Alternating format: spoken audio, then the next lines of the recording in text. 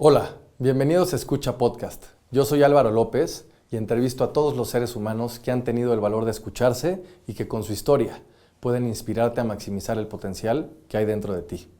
Si quieres ver el podcast, puedes encontrarlo en YouTube como escucha-mx o bien seguir escuchándolo en Spotify. Para más información sobre Escucha, visite a nuestro sitio web en www.escuchamx.com. Hoy entrevisté a Otto Martín Moreno, un joven escultor cuya obra ya forma parte de colecciones de renombre a nivel nacional e internacional, con presencia destacada en importantes museos. En esta conversación, Otto y yo exploramos temas profundos sobre la importancia de ser fiel a uno mismo, de escuchar más al interior que al exterior y de saber cuándo transformar tu arte en función de tu mirada interna. Reflexionamos sobre lo que significa poner límites, proyectar tus deseos y defender tu discurso artístico hasta la última instancia. También hablamos de su experiencia estudiando en el extranjero, el impacto de esos aprendizajes en su obra y cómo ha sabido exigir lo mejor de sí mismo para alcanzar sus sueños sin permitir que otros definan su camino. Si quieres descubrir cómo la autenticidad, el compromiso y la visión pueden abrir puertas hacia logros extraordinarios, no te pierdas esta inspiradora conversación. Si quieres conocer más a Otto y sus proyectos, síguelo en Instagram como otto.martinmoreno. Y me encuentro con esta pared, ¿no? Donde mi ídolo, una persona que en mi juventud y hoy en día es muy importante, mi papá, me dice que yo no puedo ser artista, ¿no? Que dentro de las cosas, el arte no se estudia, ¿no? Y luego la gente alrededor fomenta este discurso, que es mi abuela, ¿no? Me decía, no, los artistas se mueren de hambre. Este podcast es presentado por OTV. En OTV Productions se especializan en transformar ideas en videos corporativos, publicitarios y comerciales de alta calidad. Su enfoque está en crear estrategias audiovisuales que capturen la verdadera esencia de cada empresa. Y lo mejor de todo, están tan seguros de la calidad de su trabajo que garantizan al 100% la satisfacción del cliente. Si el video no resulta ser como lo imaginaste, te devuelven tu dinero sin preguntas ni trucos. Si necesitas cualquier contenido audiovisual para tu empresa, contáctalos en www.otv.com.mx. Este podcast es presentado por Público. Público es una compañía mexicana con 7 años en el mercado que se dedica a operar y desarrollar espacios de trabajo en la Ciudad de México. Si estás interesado en tener las mejores oficinas para tu equipo en términos de espacio, diseño y tecnología, visita publi.co.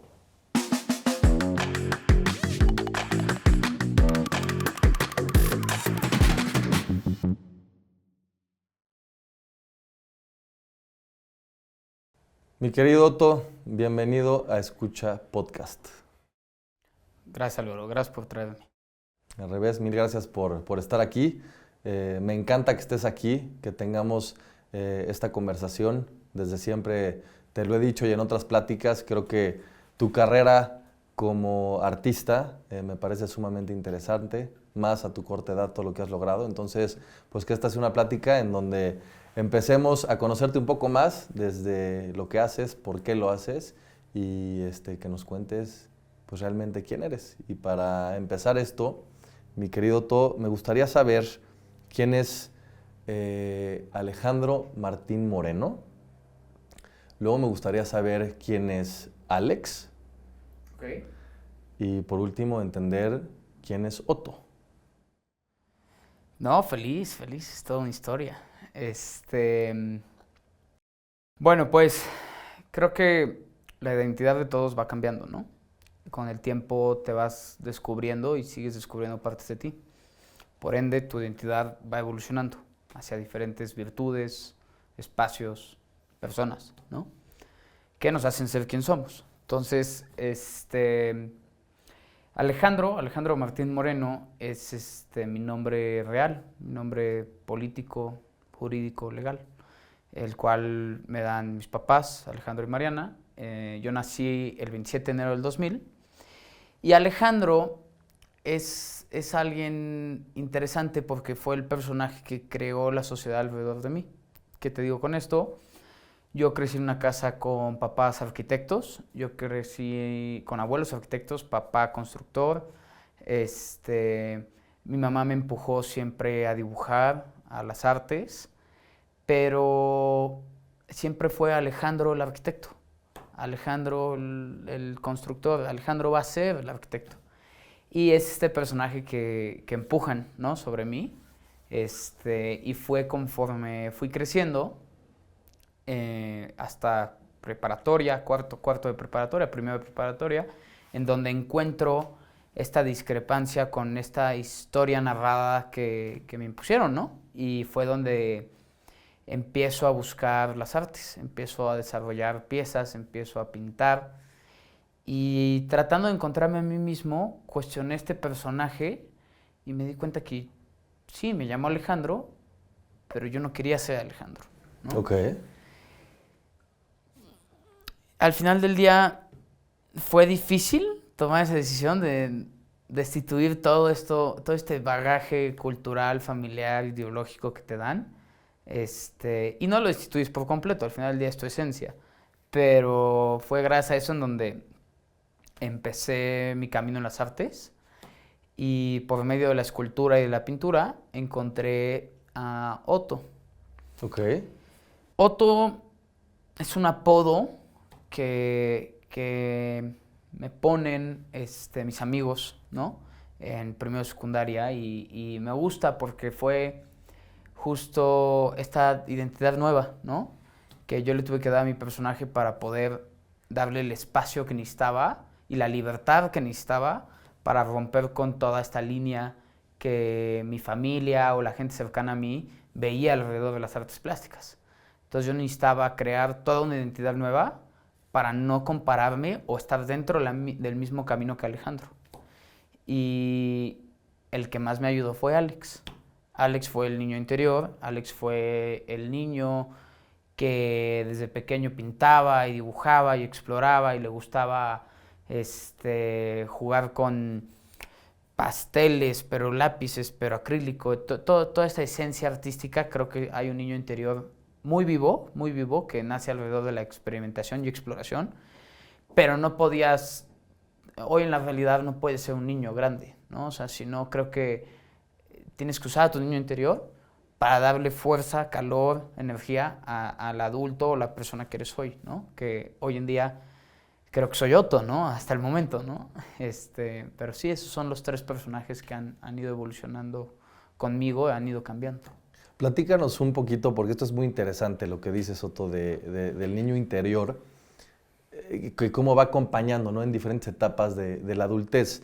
Cuéntanos un poco de Alex dentro de tu infancia, en donde eres pues el menor de 4 hermanos, tú eres el chico, tienes 3 hermanas, y cómo empezaste a vivir como esta infancia y tus primeros acercamientos justo con el dibujo, con estos materiales. Creo que crecí en una casa donde se fomentó mucho la cultura, los museos, las experiencias culturales, por decirlo así. Crecí en una casa con un papá que le gustaba la construcción, le gustaba los edificios, la arquitectura, pero al mismo tiempo le fascinaba el cine.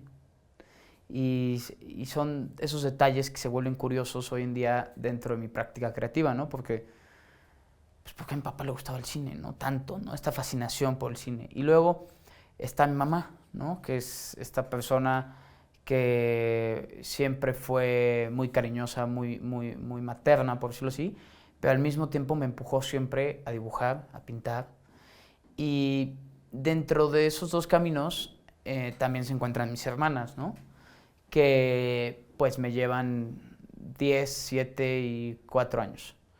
Y la verdad, se vuelve interesante cuando te das cuenta que ellas también son parte de la historia, ¿no? Porque al no tener un hermano hombre menor o cercano a mí, yo fomenté estar o con mis amigos o solo.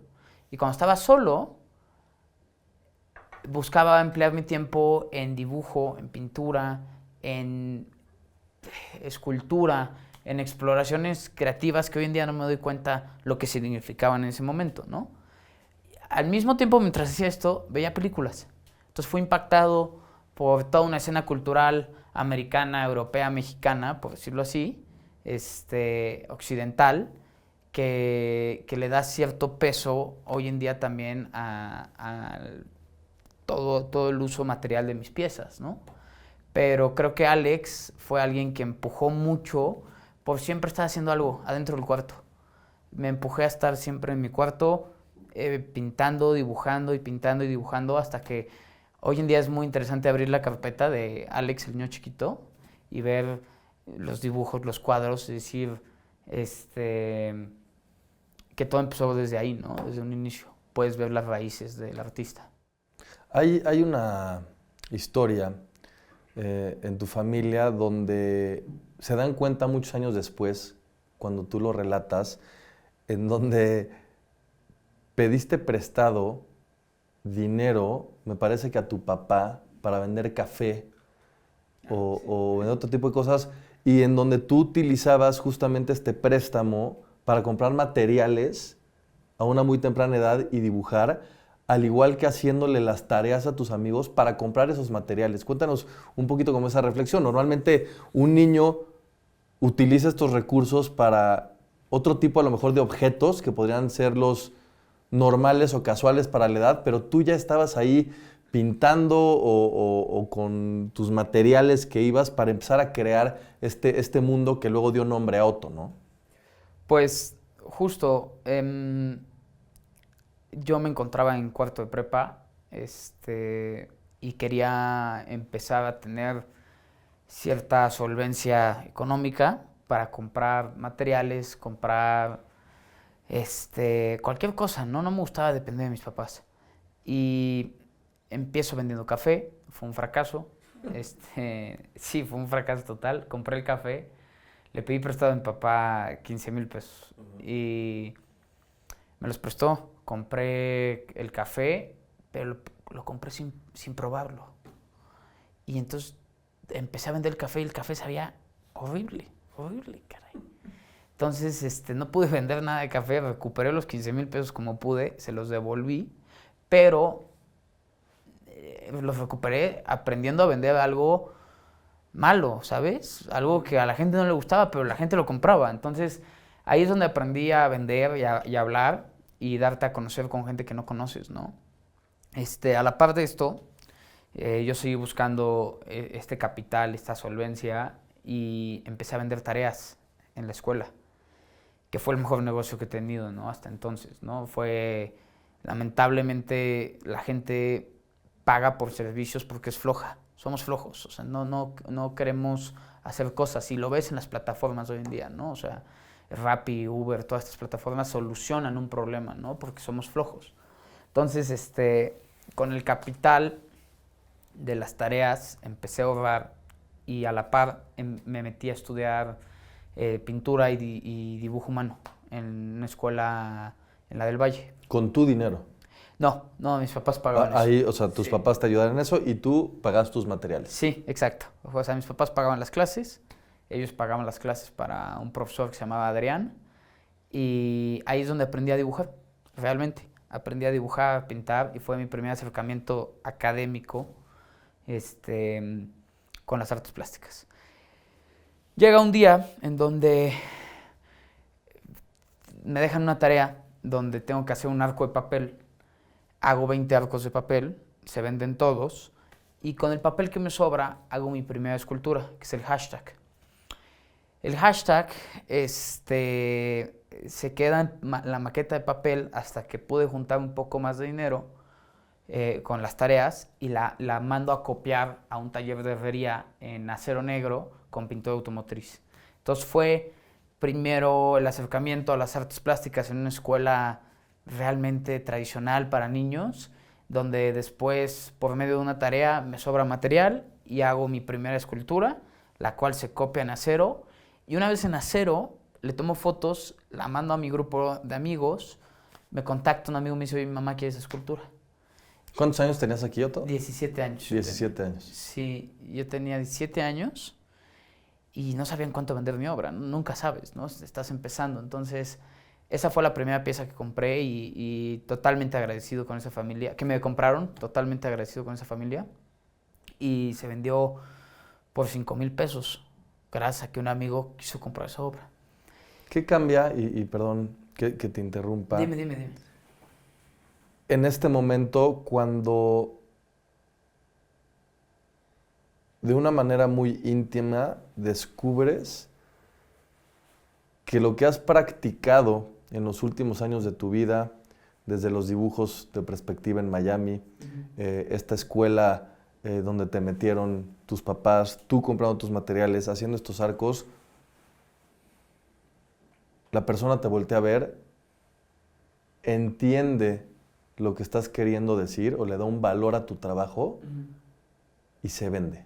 Lamentablemente no es totalmente importante vender tus piezas, ¿no? No es algo que deberías de mencionar como algo significativo, ¿no? Pero lamentablemente sí apoya mucho, sí te ayuda a confirmar tus intenciones como artista, sí te ayuda a tener capital de trabajo, y fue ahí donde me di cuenta que podía seguir este camino de las esculturas, ¿no?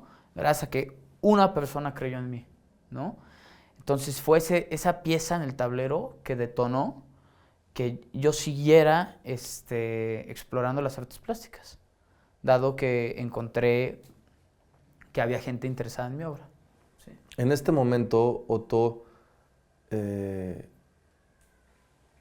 sé que habías, no sé si fue antes o después, pero tenía una conversación importante con tu papá para mencionarle que la decisión de tu vida era ser escultor a los 17 años en una carretera en Zihuatanejo. Fue un poco después. Fue un poco después de esto. Sí, fue un año, o sea, la historia es muy divertida. Empiezo a hacer tareas, se da la primera pieza, la compra Gema y Ángel, yo les digo padrino y madrina porque compran la primera obra. Y luego empiezo a multiplicar estas piezas, ¿no? Con el dinero que me dieron, empiezo a vender más obra y decido irme a estudiar un curso de escultura a Chicago, a SIC, todo un verano, en el 2017. En ese verano, la institución académica, que bien hoy en día lo entiendo, ¿no? Pero en ese momento no lo entendía, me destruye, me descompone y me desconstruye en su totalidad. Me dicen que yo no funciono como artista, que mi obra es moderna, que lo que está haciendo hoy es postmoderno contemporáneo, que no debería de seguir este camino, ¿no? Y yo regreso aquí muy triste, ¿no? A la Ciudad de México después de ese verano, y conozco a diferentes galerías. Una de ellas, Estudio Actual, que me da una primera exposición. Entonces, otra vez retomo fuerzas, me da mi primera exposición, se empiezan a vender otra vez las piezas, empiezo a hacer con ese dinero obra de gran formato, todo en un sentido geométrico. Era obra totalmente geométrica porque yo no sabía hacer otra cosa, porque yo iba a ser arquitecto, o lo mismo. Y fue hasta enero 2018 donde empiezo a cuestionarme qué voy a hacer de mi vida.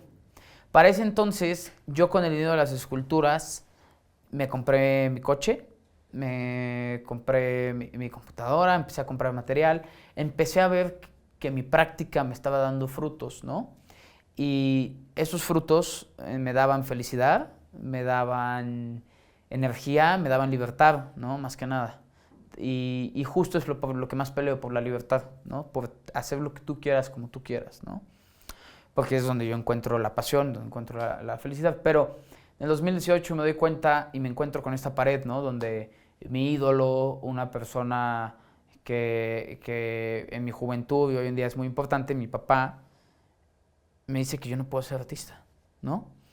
Que dentro de las cosas el arte no se estudia, ¿no? Y luego la gente alrededor fomenta este discurso, que es mi abuela, ¿no? Me decía, no, los artistas se mueren de hambre. Y los amigos igual. Y se empiezan a ver reflejados todos dentro de este círculo social, burbuja, como lo quieras decir. Mi mamá, ¿no? Mamá igual no, hazlo de hobby, mijito. Después de que durante 17 años de mi vida, 18 años, empujaron por llevarme a museos, clases, dibujo. Yo le enseñaba las esculturas a mi papá, yo le enseñaba los dibujos, ve, lo que la gente está comprando, lo que la gente está viendo, mi obra se está exponiendo. Híjole, qué padre. Imagínate cuando seas arquitecto, ¿no? Y pues sí, me pegó emocionalmente, moralmente, te quita mucho las ganas, el hambre, pero nunca dejé de hacer obra. ¿Cómo reaccionas ante esto? Porque pues dicen, ¿no?, que somos el promedio de las 5 personas con las que más convivimos. Claro. Y la influencia que puede tener tu papá, tu mamá, tus amigos, tus hermanas, ¿no? Y vivir a contracorriente es cansado, Otto, y más cuando somos a lo mejor más jóvenes, en donde estamos definiendo nuestra identidad, ¿no? O estamos intentando ver hacia dónde vamos a ir. ¿Cómo fue esta no sé si llamarle lucha interna o como catarsis, no sé qué palabra utilizar, pero en donde sales a flote y dices, espérense, ese es su reflejo, eso es suyo, y lo que yo quiero es ir para allá, no para allá donde ustedes me quieren llevar? Es algo bien interesante. Sí, realmente vivir en contracorriente pesa, y más a esa edad, porque no sabes quién eres. Tienes 18 años, o sea, realmente tienes una idea más o menos de lo que quieres hacer, ¿no? Estás muy joven.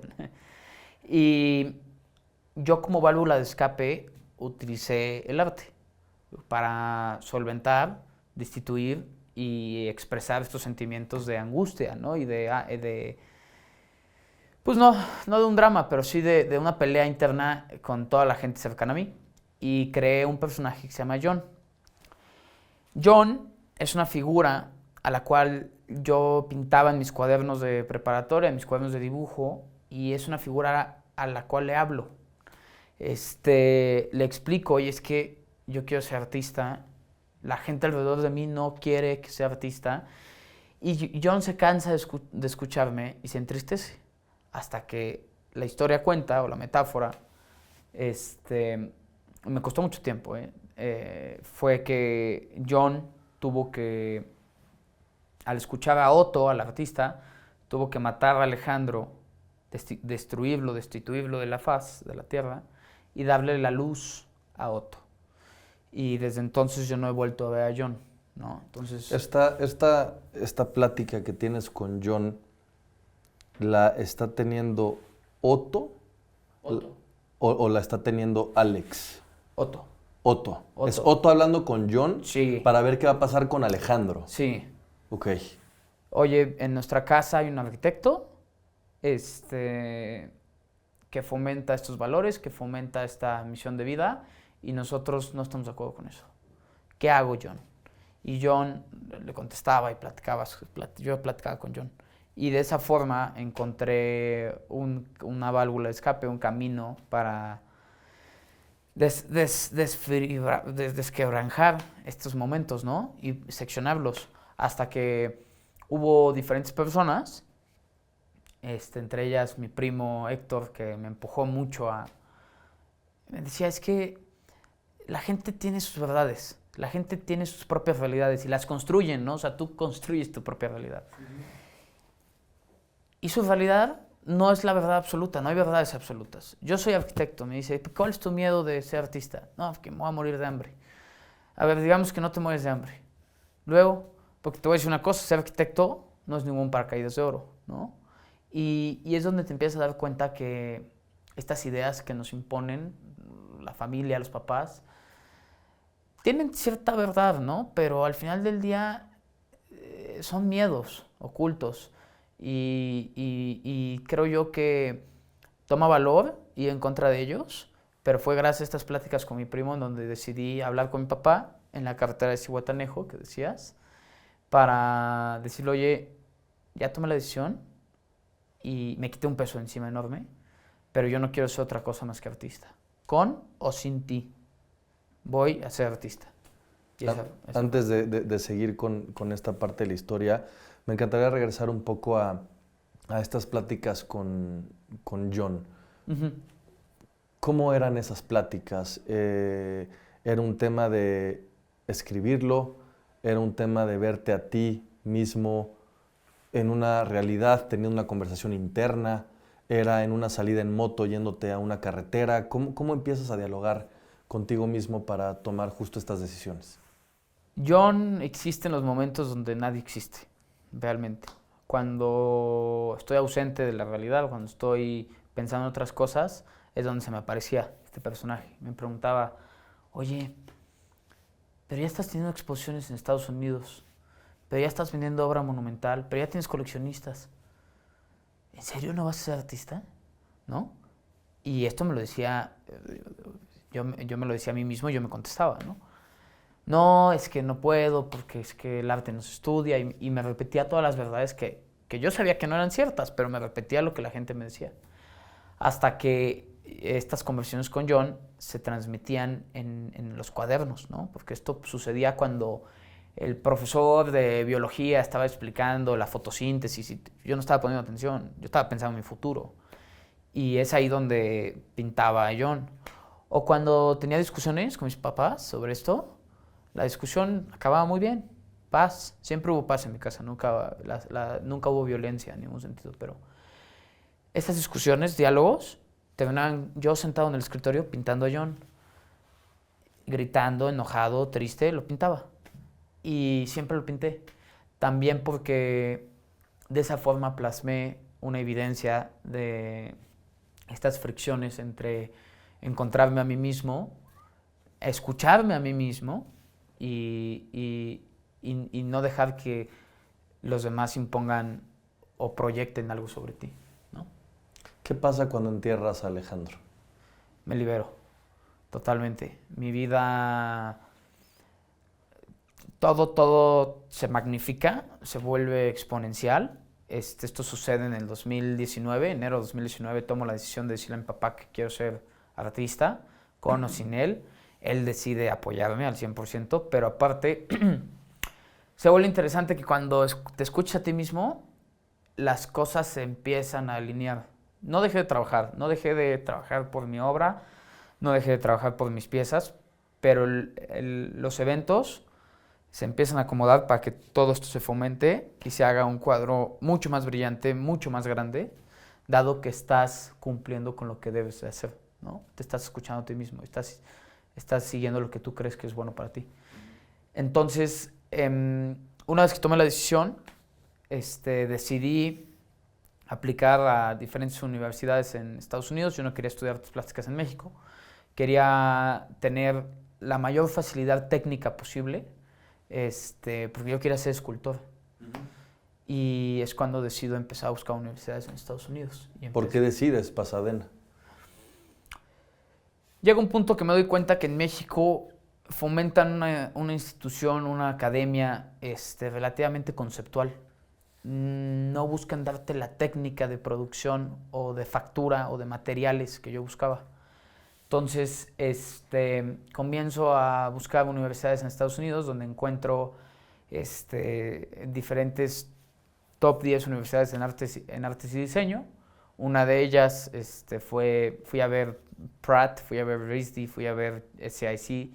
Todas estas me gustaban, pero llegué a Los Ángeles, fui a Pasadena, a Art Center College of Design, y cuando llegué a la universidad me di cuenta que estos cuates, la carrera número 1 que tienen en la universidad, y por lo cual es famosa la universidad, es Transportation and Design, diseño de transporte. Entonces, al ver los coches, camiones, veleros, motos, bicicletas, todo lo que hacían alrededor de transporte, porque es diseño de transporte especializado, no van a ver otra cosa más que transporte. Yo me pregunté, si ellos pueden hacer coches en esta universidad, ¿yo qué puedo hacer en escultura, no?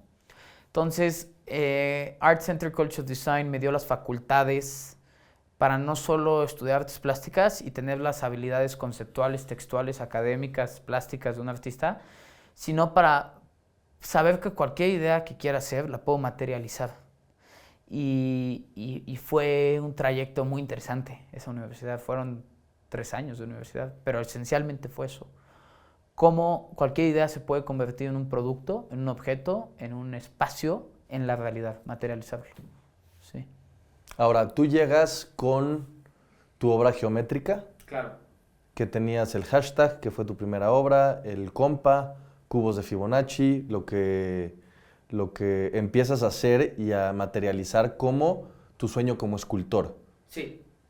Y de pronto deconstruyes la idea de la geometría para aventurarte justamente en estos años de estudio para cambiar el recurso o para cambiar tu discurso?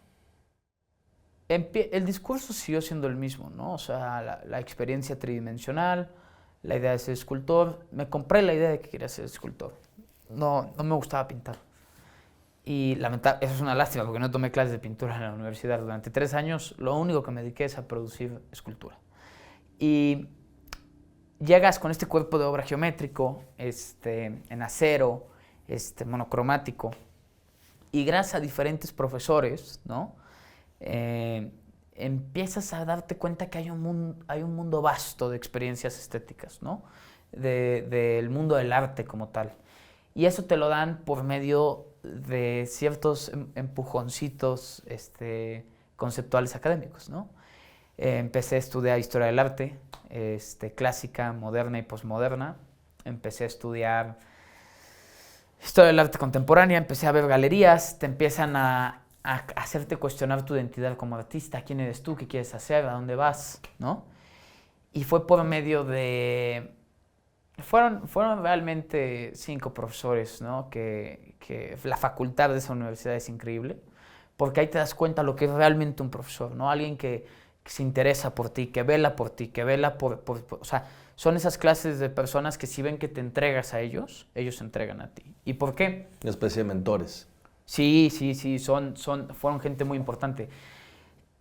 Yo fui alguien muy comprometido. Una vez que decidí ser artista, me compré la idea de ser artista, por ende viví mi carrera a sus límites. Nunca hice las cosas a la mitad, nunca llegué tarde. Me comprometí con estudiar artes plásticas y los profesores lo veían. Entonces creo que fue... Por ejemplo, cinco personas que me llamaron mucho la atención durante mi carrera, que fue David Schaefer, profesor en escultura moderna, posmoderna, que me empujó a ver lo que es un estudio, ¿no? Cómo haces una experiencia alrededor de tu obra, ¿no? Para darte a entender con los coleccionistas, darte a entender con tu mundo sin necesidad de hablar. No puedes hablar, nada más enseña lo que haces. Luego mi tutor, Mitchell Kane, que me empujó a cuestionarme las cosas que yo creía, ¿no? Y por qué creía lo que creía. Después tuvo Mara Brewer, que me dio diferentes ideas de lo que es la instalación, ¿no? La obra como tal, en espacios institucionales. Luego Jimena Sarno, ¿no? Esta profesora argentina que me empujó a ver el arte desde la experiencia de la relación estética, ¿no? Con las obras. Y luego Thomas White, que fue el profesor de marketing, que fue una maravilla, ¿no? Pero, pues justo esta universidad, estos 5 profesores o los demás, que me falte por mencionar, si tú les pedías, oye, tengo más dudas, tengo más preguntas, se quedaban contigo, se sentaban, te empujaban, y fue gracias a ese apoyo de la facultad en donde yo pude encontrar diferentes conceptos, historias que formular dentro de mi obra. ¿De dónde vienen estas historias? O te dicen que la mayoría de los artistas plasman algo personal en cada obra. Hay veces que la pueden hacer ficción, pero que al final, si rascan hacia adentro, encontrarás algo de cada persona. Tú hablas de tus esculturas, que cada que entregas una escultura estás dejando a lo mejor un hijo. Sí, ¿no? Totalmente, sí. ¿Qué tanto dentro de tus esculturas pasadas a lo que estás haciendo hoy hay algo de ti? Hoy estás haciendo cosas relacionadas con coches, la Fórmula 1. Pues llega un punto en mi carrera que me doy cuenta que yo antes pensaba que no estaba bien hablar de mí, enseñar quién era, ¿no? Porque yo venía la verdad, desde un espacio privilegiado, con todas las opciones de una casa con una mamá y un papá, y se vuelve complicado hablar de este pedestal, la verdad, porque todo el mundo habla desde el otro lado, ¿no? Desde el lado de la víctima, desde el espacio donde está bien y se ha fomentado hablar, ¿no? De un grupo marginado. Entonces, ¿cómo hablas de tu intimidad y de tu historia sin la necesidad de volverte alguien protagónico dentro de ella? Porque al final del día nadie quiere hablar o nadie quiere escuchar a alguien que habla desde el privilegio, ¿no? Y fomenta esta idea de lujo y de la experiencia humana. Entonces, creo que fue en las tristezas de mi carrera, donde encontré que podía hablar de esto, ¿no? Yo quería expresar los problemas que tenía durante mi carrera, donde hablé, por ejemplo, corté con una novia y esta novia me hizo pensar alrededor de la libertad, ¿no? Porque yo no dejaba de pensar en ella, entonces cuestioné si era libre o no. Y a la par estaba estudiando la cinematografía de Kubrick, de Stanley Kubrick. Entonces son dos conceptos que yo estaba tratando de criticar la libertad, pero al mismo tiempo Kubrick critica la idea de la esencia y de existencialismo y todos estos mundos que hacen en sus películas, que me di cuenta que yo podía hablar de mi vida con objetos externos a mí, que se relacionan conmigo, pero externos a mí, que yo no creé, con conceptos ajenos o creados por otras personas. Todo alrededor de un concepto que se proyecta a la audiencia. Entonces, por ejemplo, al momento de tratar de criticar la libertad, hice una escultura de controles de PlayStation. ¿Por qué? Porque me dediqué un verano a leer a Mark Fisher, que es un filósofo moderno que tiene un libro que se llama Capitalismo Realismo, y al mismo tiempo jugué PlayStation con mis amigos todo ese verano. Y junté esos dos conceptos para luego pensar en la idea del capitalismo, los productos, la materialidad, pero al mismo tiempo en el momento de intimidad más interesante que tuve alrededor de los juegos, que era cuando yo era muy pequeño, yo tenía 5 o 6 años, y mis hermanas me decían que yo era el personaje que estaba jugando en la esquina de la tele, cuando no era cierto, yo tenía un control desconectado. Y pensé, y pensé que estaba jugando, ¿sabes? Y pensé que era libre, y pensé que las acciones que yo estaba haciendo en el control estaban jugando. Y de esa forma encontré que podía hablar de mi historia, de mi intimidad, ¿no? Al mismo tiempo, tocar base y justificar la obra con filósofos que ya, o personas o autoridades en el mundo académico que ya han hablado de estos conceptos, y un objeto, que es el control de PlayStation, para usarlo como vehículo y montarle todos estos conceptos alrededor de la pieza, ¿no? ¿Qué buscas en los libros, Otto? Eres un gran amante de la filosofía y de ávido lector. Sí. Devoras libros. Todo el tiempo estás como en esta parte, no sé si llamarle académica, pero sí de entender las posturas de alguien más para entender la tuya. Justo en la carrera se empujó mucho la lectura y me di cuenta que por medio de los libros, los textos, los PDFs, cualquier artículo, podía encontrar nuevos mundos, podía encontrar nuevas realidades, pero al mismo tiempo podía no solo criticar mi esencia y mi perspectiva, sino podía encontrar palabras, discursos que me ayudaran a transmitir mejor mis ideas. Creo que eso fue esencialmente porque entre más material, contenido tenga yo, mejor puedo entender el mundo desde diferentes perspectivas, ¿no? Socioeconómicas, demográficas, étnicas, capitalistas, económicas, como lo quieras ver. Y entonces de esa forma puedes tener una lectura compleja una lectura completa de la realidad o de los objetos dentro del contenido que ya leíste, ¿no? Que no es todo en el mundo, ¿no? Fomento mucho la lectura, encuentro en los libros una inspiración y un motor para desarrollar piezas. Trato de leer todos los días de las 8 a las 9 de la mañana, 1 hora, y con la computadora abierta para ir apuntando las notas, y una vez al mes imprimo estas notas para leer todas las notas de los libros que he leído durante los últimos 2 años, que se han juntado como 38, 40 hojas. O sea, igual y en una mañana lees todo, ¿no? Y entonces de esa forma tu conocimiento y tus ideas se vuelven se hace esta competencia de ideas en un texto, como un almanaque de tus notas, ¿no? Qué interesante. ¿Cómo utilizas esto para tu proceso creativo? ¿Cómo es el proceso creativo de Otto cuando está en esta exploración constante, ¿no? Que es diaria, es tu modus vivendi, literalmente, de tener una idea a poderlo plasmar en una pieza de madera o en una pieza de acero o en una impresión 3D? Pues Justo es eso, o sea, creo que lo que buscas es iniciar un fuego, ¿no? Una fogata. ¿Y cómo lo fomento? Pues la fogata puede nacer alrededor de una experiencia, de ver una película, de platicar con Álvaro, pero como no todos los días puedo tener estas experiencias, estas películas, pero sí puedo todos los días leer. Entonces, al leer algo, creo que me voy todo el día pensando en lo que leí en la mañana. Y tarde o temprano, mi experiencia cotidiana me llevará a ver eso proyectado en mi realidad. Lo que leí, los conceptos que leí, las teorías que leí, las ideas que leí, tarde o temprano se podrían ver reflejadas en mi realidad. Y de esa forma utilizo esos reflejos, esas intuiciones o esos momentos de mi día a día para materializarlos en piezas escultóricas. ¿Y cómo sabes entonces, Otto, cuándo parar o cuándo cambiar? Ejemplo, al inicio de tu carrera empezaste con obras de acero, geométricas, pintadas con pintura automotriz, ¿no? Y de pronto llega un momento en tu vida donde dices, se acabó esta etapa. ¿Cómo es esta transición para tomar estas decisiones de crear otro tipo de esculturas, otras series, otros conceptos? Pues fue muy claro porque se dio gracias a la técnica.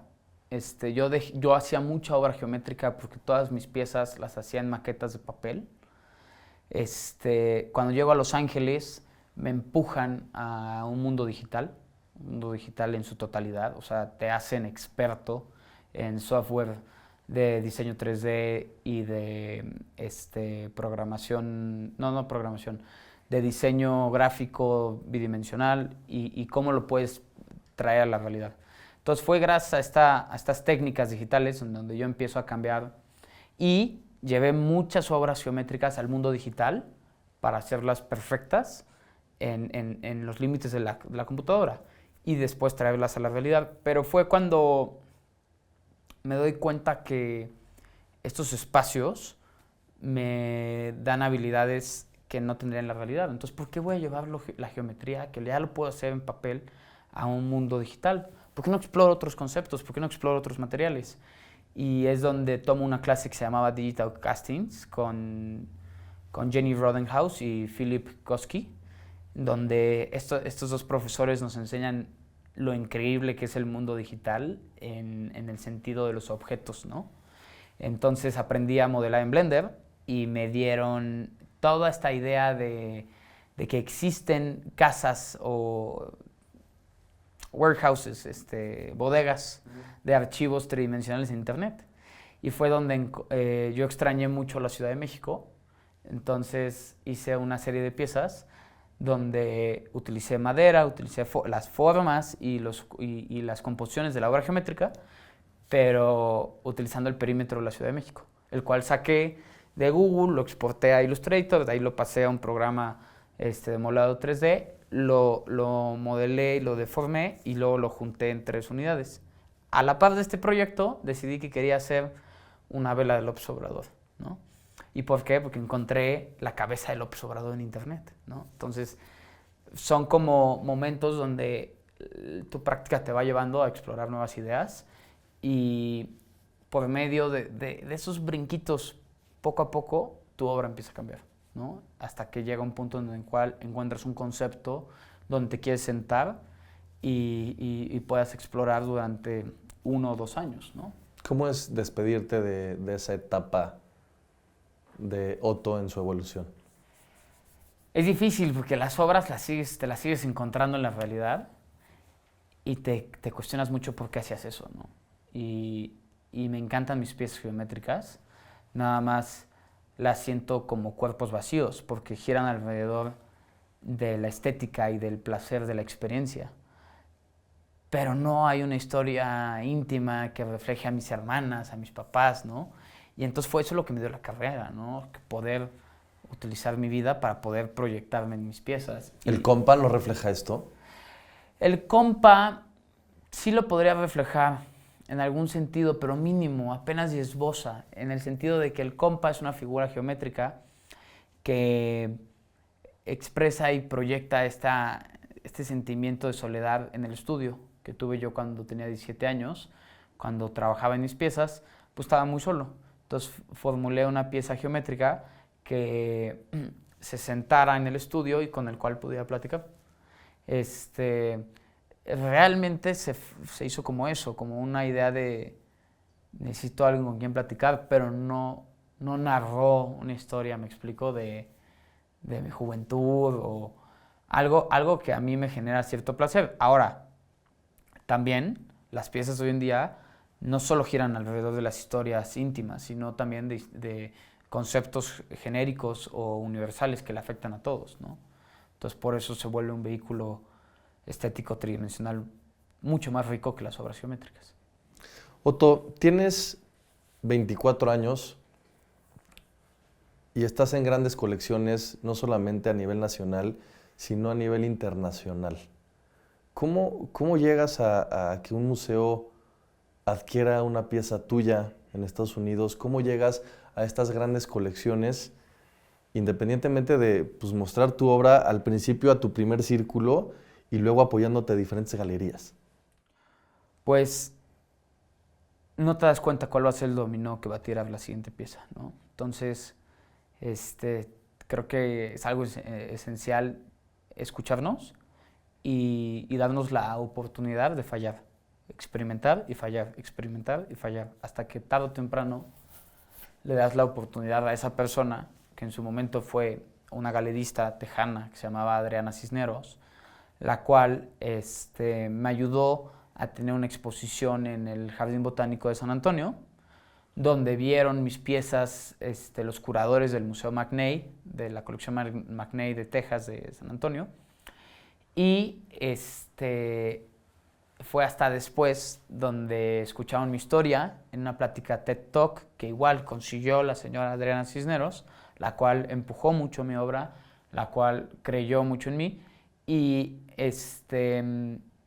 le agradezco muchísimo. Pero aparte de eso, fue gracias a esos instantes donde me rodeé de las personas indicadas para mostrar mis piezas, las cuales se vieron interesadas en esas obras y me invitaron a entregarles una escultura en el Museo McNay en San Antonio.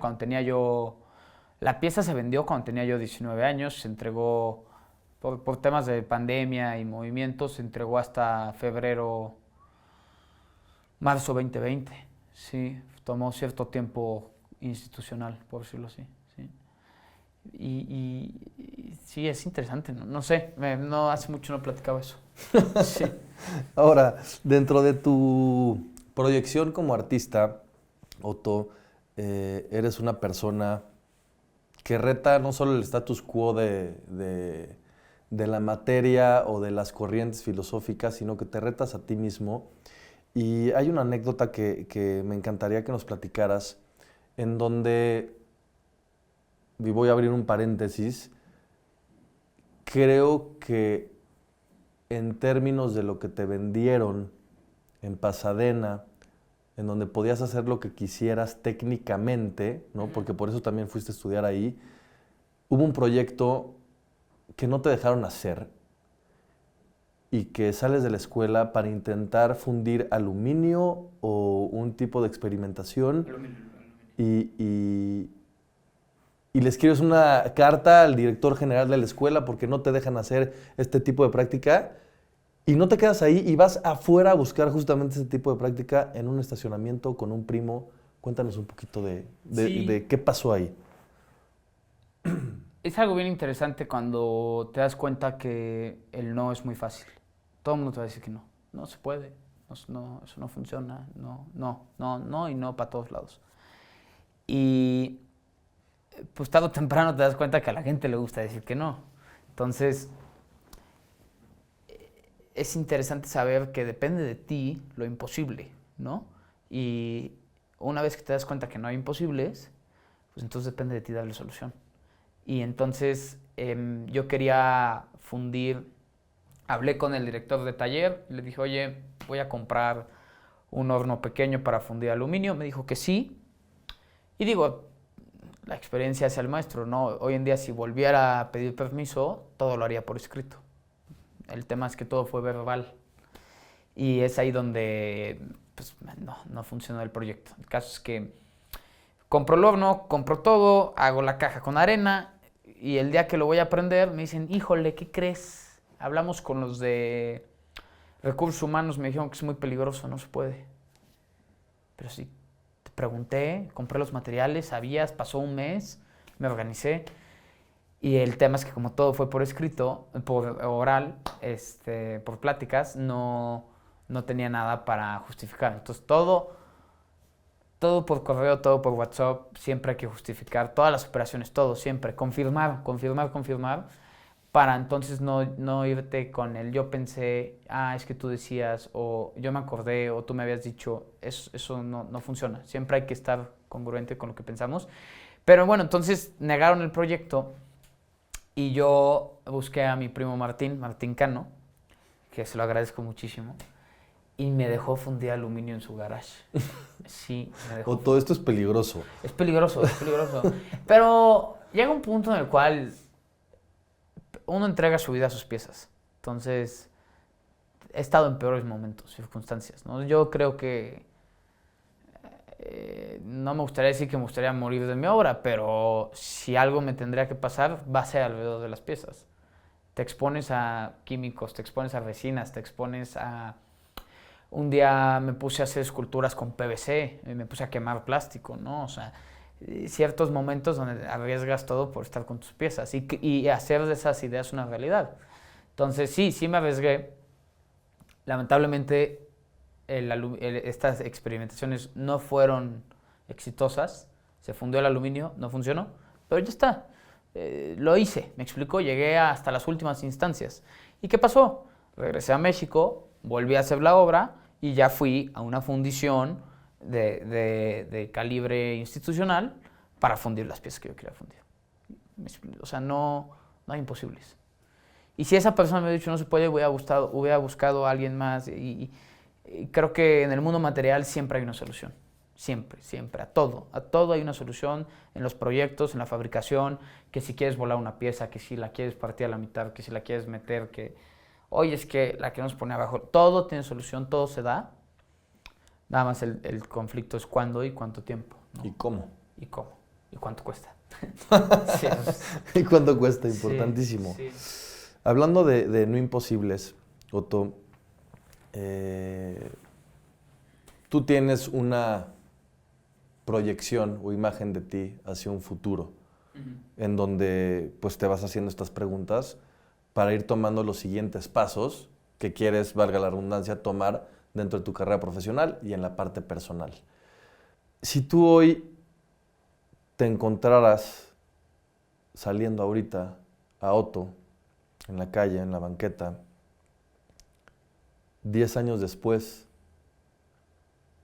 ¿qué te platicaría este Otto? ¿Qué está haciendo? Órale, qué miedo. No sé. ¿Qué está haciendo? A ver. Pues normalmente la pregunta es al bebé, ¿no? Si te encontraras al joven, ¿no? Pero nunca me lo habían hecho hacia arriba.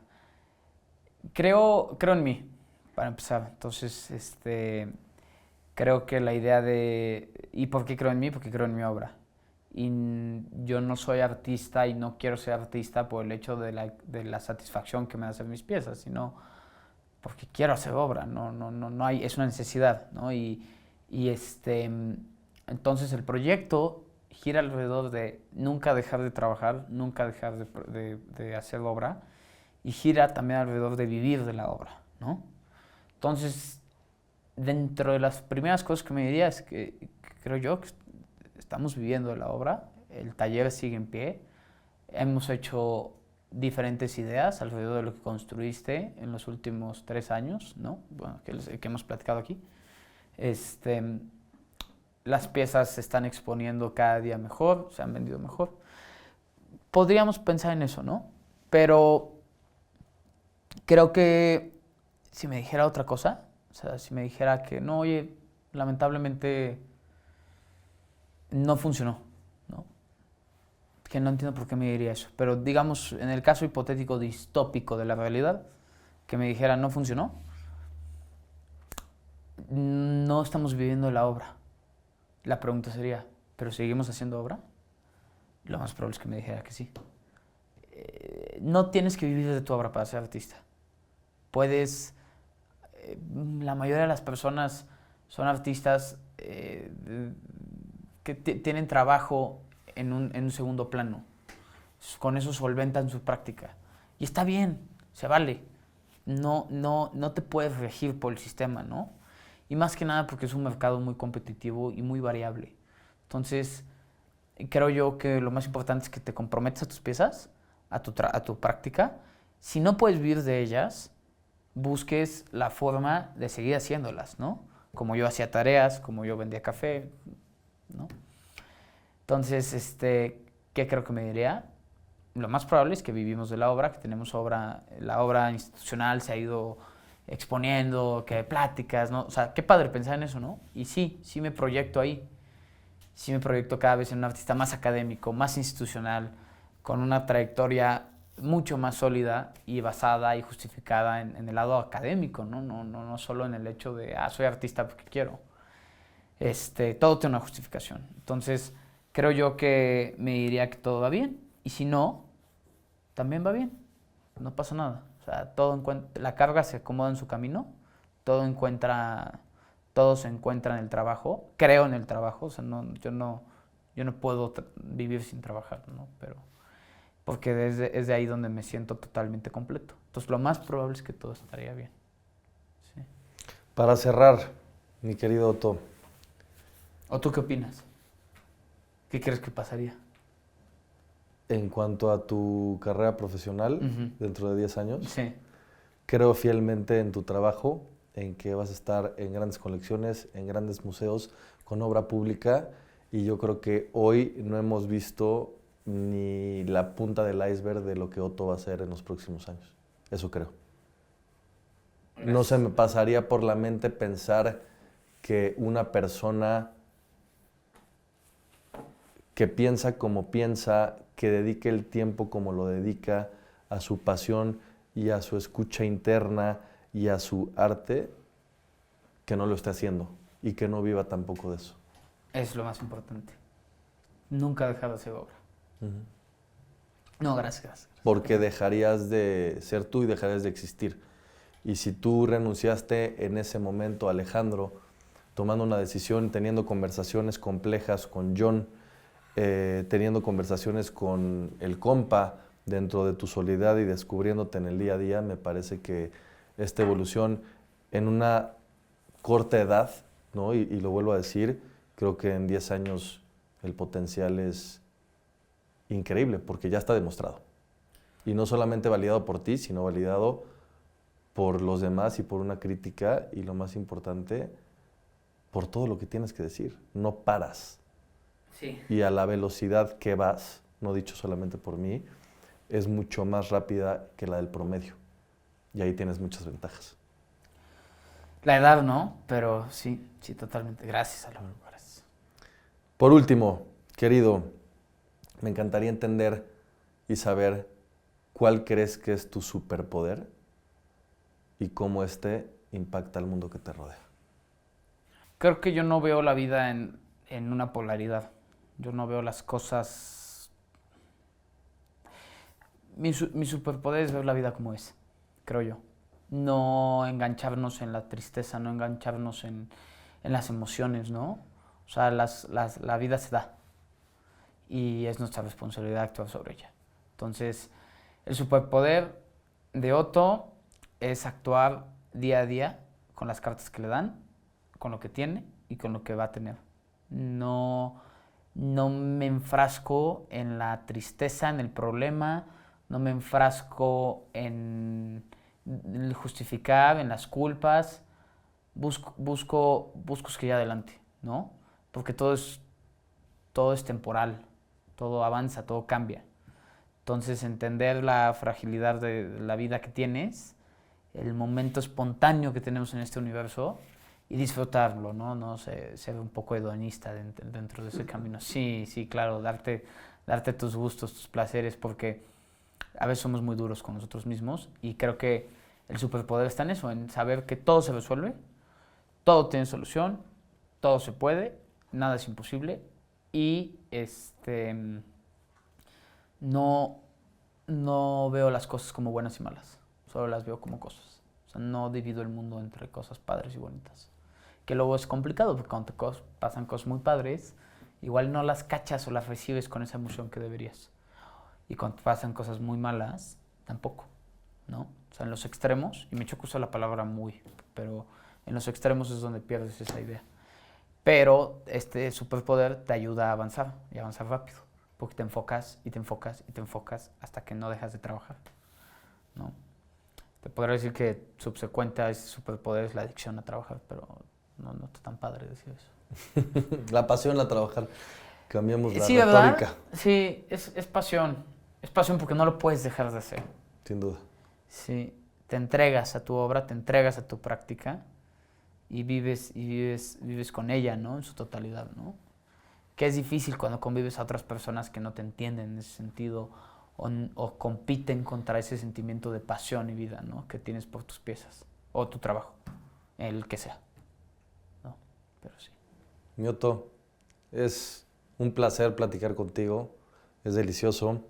Que veamos esta conversación en los próximos 10 años. Órale. Sería un experimento bastante interesante. Sí. Te agradezco tu tiempo, te agradezco tu escucha y aquí siempre tienes un espacio para platicar, para contarle también a la gente que te vea y que conozca también la importancia, ¿no?, de lo que vive pues un artista, tu proceso, y que una obra no solamente es una obra estética, sino que pues hay una historia atrás. Siempre. De entender quién soy, hacia dónde voy y por qué hago lo que hago. Correcto. Totalmente. Es una evidencia de nuestra existencia. Mil gracias, Mioto. Álvaro, gracias a todos, en serio. Muchas gracias por el tiempo. A ti. Gracias, Mioto.